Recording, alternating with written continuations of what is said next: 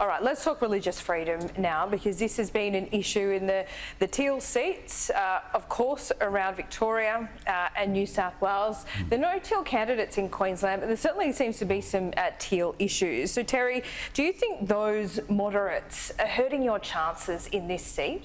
Look, I don't know. No, I don't. I think I do believe in the bill and the concept of the bill, and I believe in the heart of the bill. And I think what we need to do is there needs to be some debate on it, because I want to see that everyone is fairly treated. But we've got to also remember there are the rights of those families who decide to put their children in a school and expect a certain standard. What are those rights? That they shouldn't be taught by a gay teacher or have fellow gay students? Well, look, that would depend on the school and their statement of faith. You're talking about expelling gay students? I'm not talking about expelling anyone. Or teachers? I'm not talking about expelling anyone. What are you talking about? I'm talking about the fact that not only do the rights of the people need to be, but the rights of the people, I'm not only talking about the rights of the people who may be going through those situations. I'm talking about the school's right to be able to employ people that go along with their own faith. Like, if I'm going to employ a butcher and I'm in a butcher shop, I want a butcher. So if someone's going to employ someone in a faith-based school, they want someone of their faith, and I don't think that's unreasonable. There are gay Christians, you know. Yeah, sure. So what's wrong with that? Well, that's up to the school to decide. That's what I'm saying. This is not a matter for governments. It's up to the schools. Well, it is a matter for government, because Scott Morrison has put it on the table once again on this election campaign. You were very critical of moderates across the floor on this. Why? Well, because, number one, it was an election promise. And also, I think when you're a part of a team and you're part of a party, there's robust debate in the party room. But I believe in unity as a party.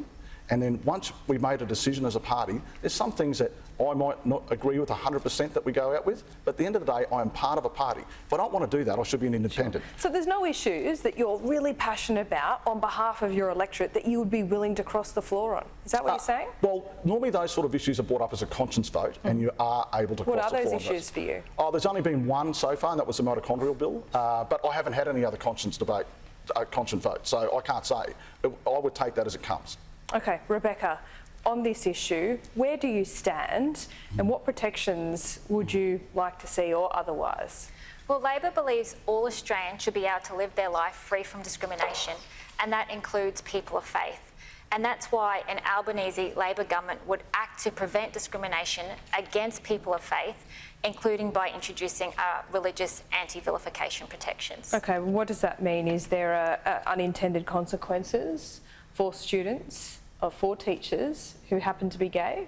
Well, Labor would act to prevent discrimination against students on any grounds, and we would prevent discrimination against teachers in the workplace, while maintaining the right of religious schools to preference people of their own faith when making hiring decisions. How would you do that?